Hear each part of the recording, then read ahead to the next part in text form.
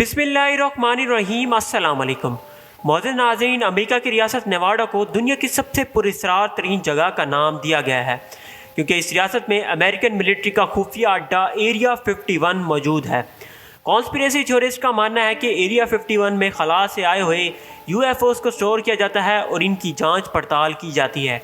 ये air force base Las Vegas से 150 मील की दूरी पर वाक़ है, जहां पर अमेरिकी हुकूमत के साइंटिस्ट एलियंस पर टेस्ट कर रहे हैं और एडवांस टेक्नोलॉजीज़ बना रहे हैं जो कि मुस्तकबिल में जाकर हम सब के लिए ख़तरा बन सकती है।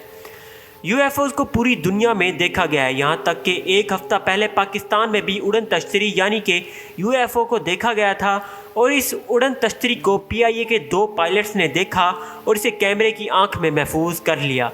तो ज़्यादा एक्सप्लेनेशन पर जाने से पहले मेरे इस चैनल को सब्सक्राइब कर दें और साथ ही मौजूद बेल के आइकन पर क्लिक करें ताकि लेटेस्ट वीडियो आप तक सबसे पहले पहुँच सके।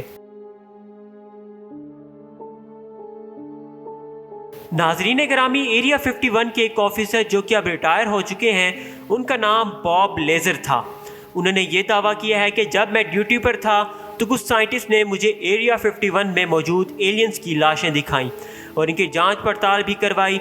एरिया 51 में 1500 से ज़ायद लोग काम कर रहे हैं और इन सब लोगों की शिनाख्त को छुपाया गया है। 1970 तक इसे सिर्फ एक अफवाह समझा जाता था कि एरिया 51 मौजूद है, लेकिन 2013 में अमेरिकन प्रेसिडेंट बराक ओबामा ने इसे ऑफिशियल कंफर्म कर दिया और बताया कि एरिया 51 सच में मौजूद है। किसी को भी नहीं मालूम कि एरिया 51 में क्या जाता है और वापस क्या आता है और किसी को भी इस इलाके के नज़दीक नहीं जाने दिया जाता।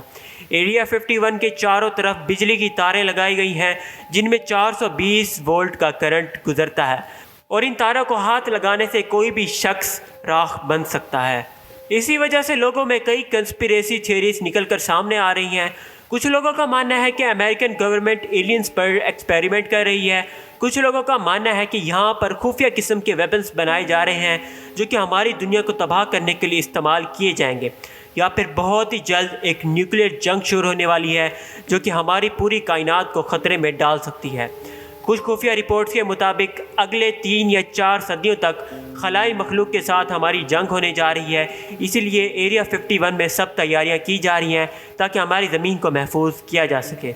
इसी तरह मौजूद नाजरीन, मून लैंडिंग यानी कि जब इंसान ने चांद पर कदम रखा था तो वह सिर्फ एक महज फिल्म थी जिसने पूरी दुनिया को पागल बनाया था और इस फिल्म को भी एरिया 51 के एक हैंगर में बनाया गया था। नाजरीन ग्रामी, दूसरी जंग अजीम के दौरान एरिया 51 को दरियाफ्त किया गया। इस बेस का मकसद सिर्फ और सिर्फ टेस्टिंग करना था, यानी कि सिर्फ टेस्ट फ्लाइट्स ही करनी थी जो कि उन्हें जंग अजीम दोम जीतने में मदद दे सकें। लेकिन बाद में इसे खुफिया कर दिया गया और यहाँ पर खुफिया किस्म की टेस्टिंग की जाने लगी, जैसे कि माइंड कंट्रोल प्रोग्राम और हमारे मौसम को तब्दील करना, ऐसे ऐसे हथियार बनाना जो कि हमारी सोच से बहुत परे हैं। दोस्तों, आज भी आप अगर एरिया 51 को गूगल अर्थ पर क्लिक करके सर्च मारते हैं तो आपको ये बढ़ता हुआ दिखाई देगा, यानी कि जितनी भी उड़न तश्तरियाँ क्रैश हुई हैं वो सब की सब एरिया 51 के इर्द गिर्द हुई थी।